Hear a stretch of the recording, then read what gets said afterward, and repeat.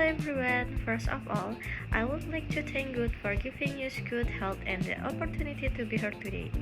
I would also like to express my gratitude to our lecturer and all of my classmates for taking the time to attend and listen to my presentation. Today, I am very happy because I have the opportunity to present a very interesting topic in economics entitled the principles of economic activities and comparative advantage. Before we begin, I would like to ask you a simple question. Have you ever wondered how the food we eat, the clothes we wear, or even the smartphones we use every day reach us? Behind every product or service, there is a series of economic activities carried out by many people. There are people who produce goods, distribute them, and finally consumers buy and use them. These activities happen every single day and are an important part of our lives, even though sometimes we do not realize it.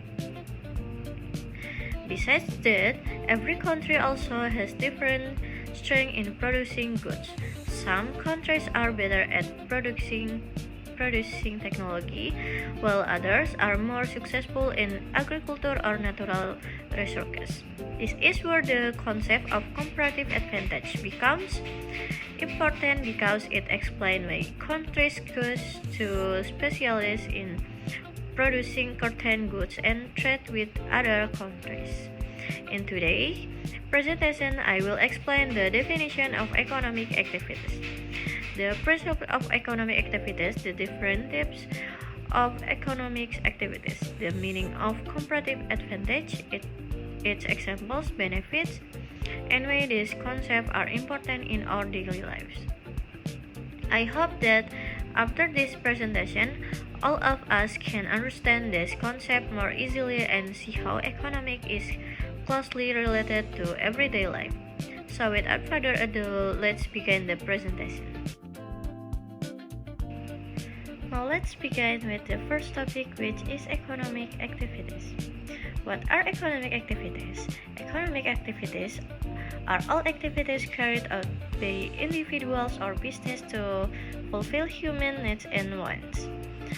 Dalam kehidupan sehari-hari, manusia selalu memiliki kebutuhan seperti makanan, pakaian, tempat tinggal, pendidikan, transportasi, hingga layanan kesehatan. Untuk memenuhi semua kebutuhan tersebut, diperlukan berbagai aktivitas ekonomi. There are three main economic activities, namely production, distribution, and consumption. The first one is production. Production is the process of creating goods or service. Contohnya, petani menanam padi, pabrik membuat pakaian, atau perusahaan teknologi memproduksi laptop dan smartphone. Without production, there would be no goods or service available for consumers. The second activity is distribution. Distribution means delivering goods and service from producers to consumers. Misalnya, setelah sebuah pabrik memproduksi makanan tersebut harus dikirim ke supermarket atau toko agar dapat dibeli oleh masyarakat. Proses ini dilakukan oleh distributor, perusahaan logistik, atau jasa pengiriman. The last activity is consumption. Consumption is the activity of using goods and service to satisfy our needs. Sebagai contoh, ketika kita membeli makanan, memakai pakaian, menggunakan internet, atau naik transportasi umum, kita sedang melakukan kegiatan konsumsi. These three activities are connected to each other. Without production, there are no goods. Without distribution, products cannot reach consumers. And without consumers, products will not be able to sell their products. Finally, what is the purpose of economic activities? The main purpose is to satisfy human needs, improve people welfare, and support economic growth. Semakin baik kegiatan ekonomi berjalan, maka semakin banyak kebutuhan masyarakat yang dapat dipenuhi.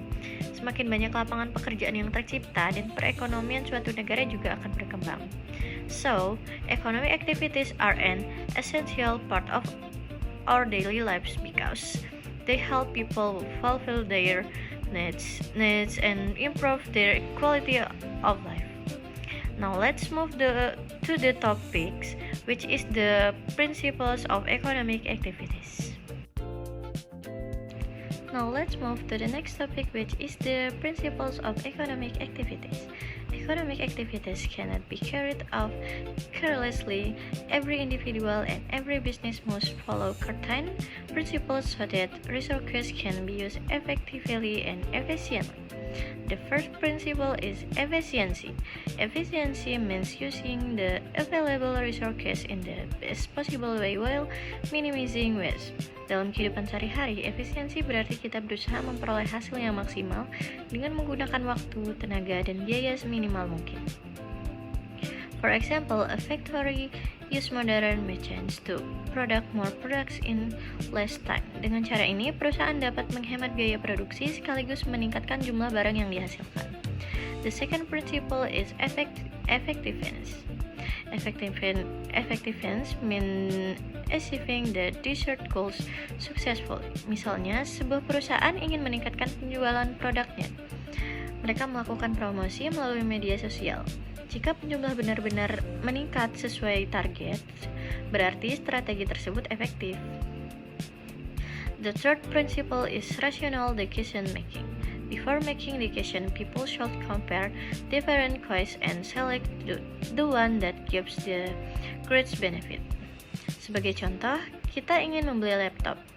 Kita tentu akan membandingkan harga, kualitas, spesifikasi, dan kebutuhan kita terlebih dahulu sebelum memutuskan untuk membeli. The last principle is cost and benefit consideration. Every economic decision has cost and benefits. Artinya, sebelum melakukan suatu kegiatan ekonomi, kita harus mempertimbangkan apakah manfaat yang diperoleh lebih besar daripada biaya yang dikeluarkan. By applying these principles, individuals and business can make better decisions and use resources more wisely. The main objectives and these principles are to maximize benefits, minimize costs, and use resources efficiently. Now that we understand the principles, let's continue by discussing the different types of economic activities. After learning about the principles, now let's discuss the three types of economic activities. These activities are connected to one another and form a continuous cycle in the economy. The first type is production. Production is the process of creating goods and services that satisfy human needs. Contohnya, petani menghasilkan beras, pabrik membuat pakaian, perusahaan otomotif memproduksi mobil, dan restoran menyediakan makanan untuk pelanggan. Without production, there would be no products for people to ask. The second type is distribution. Distribution is the activity of delivering goods and service from producers to consumers. Misalnya, setelah sebuah perusahaan memproduksi minuman, produk tersebut akan dikirim ke supermarket, minimarket, atau toko melalui distributor dan jasa logistik. Karena adanya distribusi, masyarakat dapat dengan mudah memperoleh barang yang mereka butuhkan di berbagai tempat. The last type is consumption. Consumption means using goods and service to satisfy our needs and wants. Dalam kehidupan sehari-hari, kita melakukan konsumsi ketika membeli makanan, menggunakan pakaian, naik transportasi umum, menonton film, atau menggunakan internet. As consumers are processing, the decision also influence producers. Jika suatu produk banyak diminati masyarakat, perusahaan akan meningkatkan produksinya. Sebaliknya, jika peminatnya menurun, perusahaan akan mengurangi jumlah produksinya. So, production, distribution, and consumption cannot be spared. They work together to keep the economy running smoothly and to ensure the people's needs are fulfilled. After understanding these economic activities, we will now discuss another important concept in economics, which is comparative advantage. Now let's move to another important concept in economics, which is comparative advantage. What is comparative advantage? Comparative advantage is the ability of a country, company, or individual to produce a good or service at a lower opportunity cost than others. Dalam arti sederhana, keunggulan komparatif berarti suatu negara tidak harus menjadi yang terbaik dalam memproduksi semua barang. Yang terpenting adalah negara tersebut pada barang atau jasa yang dapat diproduksi dengan lebih efisien dibandingkan yang lain. By specializing in products that they produce more efficiently, countries can increase productivity and trade with other countries. There are several characteristics of comparative advantage. The first is specialization. Artinya, setiap negara fokus menghasilkan produk yang menjadi keunggulannya. Dengan begitu, hasil produksi menjadi lebih maksimal. The second is improving efficiency. Ketika semua negara terus memproduksi barang yang sama, mereka akan menjadi lebih berpengalaman sehingga proses produksi menjadi lebih cepat dan biaya dapat ditekan. The third is increasing productivity. Semakin efisien proses produksinya, semakin banyak barang yang dapat dihasilkan dalam waktu yang sama. Finally, comparative advantage encourage international trade. Karena setiap negara memiliki keunggulan yang berbeda-beda, mereka akan saling bertukar barang melalui perdagangan internasional sehingga kebutuhan masing-masing negara tetap dapat terpenuhi. So, comparative advantage helps countries use their resources more efficiently and gain greater economic benefits. Next, let's look at some real-life examples and the benefits of comparative advantage. After understanding the definition, let's look at some examples of comparative advantage. Different countries have different natural resources, technology, climate, and human skills. Therefore, each country has its own strength in producing certain products. For example, Indonesia has a comparative advantage in producing coffee, palm oil, and spices because Indonesia has fertile land, tropical climate, and abundant natural resources. Meanwhile, Japan is known for producing cars, robotics, and electronic products. Walaupun sumber daya alamnya terbatas, Jepang memiliki teknologi yang sangat maju dan tenaga kerja yang terampil. Another example is Switzerland, which is famous for producing high-quality watches and chocolate. Produk-produk tersebut dikenal di seluruh dunia karena kualitasnya yang sangat baik. Now let's discuss the benefits of comparative advantage. The first benefit is more efficient production. Dengan fokus pada produk yang menjadi keunggulan, negara dapat menghemat biaya dan memanfaatkan sumber daya secara optimal. The second benefit is better product quality. Semakin sering suatu negara memproduksi barang tertentu, kualitas produknya juga akan semakin meningkat. The third benefit is higher income. Produk yang berkualitas akan memiliki daya saing yang tinggi sehingga dapat meningkatkan pendapatan perusahaan maupun negara. Finally, comparative advantage encourage international trade. Melalui perdagangan internasional, setiap negara dapat memperoleh barang yang tidak diproduksi sendiri, sekaligus menjual produk unggulannya ke negara lain. In conclusion, comparative advantage allows countries to specialize, improve productivity, and strengthen international trade, creating benefits for both producer and consumer.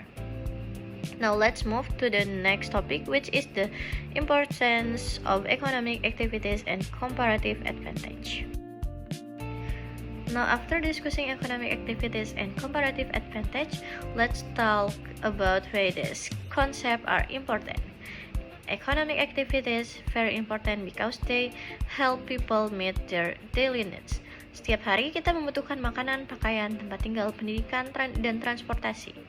Semua kebutuhan tersebut dapat terpenuhi karena adanya kegiatan produksi, distribusi, dan konsumsi. Another important reason is improving efficiency. Ketika perusahaan menerapkan prinsip ekonomi dan memanfaatkan keunggulan komparatif, mereka dapat menghasilkan lebih banyak produk dengan biaya yang lebih rendah. Hal ini membuat proses produksi menjadi lebih efektif dan menguntungkan. Economic activities also create employment opportunities. Semakin banyak perusahaan berkembang, semakin banyak pula tenaga kerja yang dibutuhkan. Dengan begitu, masyarakat memiliki kesempatan untuk bekerja dan memperoleh penghasilan. Besides that, comparative advantage also encourage international trade. Negara-negara akan saling mengekspor dan mengimpor barang sesuai dengan keunggulan masing-masing. Hal ini membuat kebutuhan masyarakat dapat terpenuhi meskipun suatu negara tidak mampu memproduksi semua barang sendiri. Finally, both economic activities and comparative advantage support economic growth. Semakin produktif suatu negara, semakin tinggi pendapatan masyarakat, semakin banyak investasi yang masuk, dan semakin kuat perekonomian negara tersebut. So these concepts are not only important for business, but also for improving people's welfare and supporting national economic development. Now, before we end this presentation, let me briefly summarize today's discussion.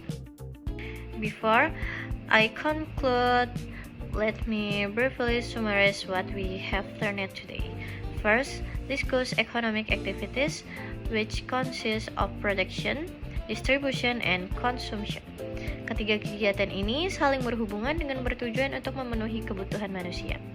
Next, we learned about the principles of economic activities, such as efficiency, effectiveness, rational, decision making, and considering costs and benefits. Prinsip-prinsip ini membantu individu maupun perusahaan mengambil keputusan ekonomi yang lebih baik. After that, discuss comparative advantage. Comparative advantage means focusing on producing goods or service that can be product more efficiently than others. Dengan melakukan spesialisasi, suatu negara dapat meningkatkan produktivitas dan memperluas perdagangan internasional. From today's presentation, we can conclude that economic activities and comparative advantage are closely related. Keduanya membantu memenuhi kebutuhan masyarakat, meningkatkan efisiensi produksi, menciptakan lapangan pekerjaan, serta mendorong pertumbuhan ekonomi suatu negara. As student, understanding this concept is important because economics is part of our daily lives. Setiap keputusan yang kita ambil, baik sebagai konsumen maupun di masa depan sebagai pelaku bisnis, akan berkaitan dengan konsep-konsep yang telah kita pelajari hari ini. That brings us to the end of the main discussion. Now, I would like to move to the closing remarks. Finally, we have come to the end of my presentation. Today, we have learned about the principles of economic activities and comparative advantage. We discussed the meaning of economic activities, their main principles, the three types of economic activities, and the importance of comparative advantage in supporting economic growth and international trade. I hope this presentation has helped you understand how these concepts are applied in our daily lives and why they are important for individual, business, and countries. Before I finish, I would like to apologize if there were any mistakes in my explanation or pronunciation. I would also like to thank our lecturer and all of my classmates for your attention and support through this presentation. If you have any question, I will be happy to answer them. Thank you very much for your attention. Have a wonderful day, stay healthy and keep learning. Thank you and goodbye everyone.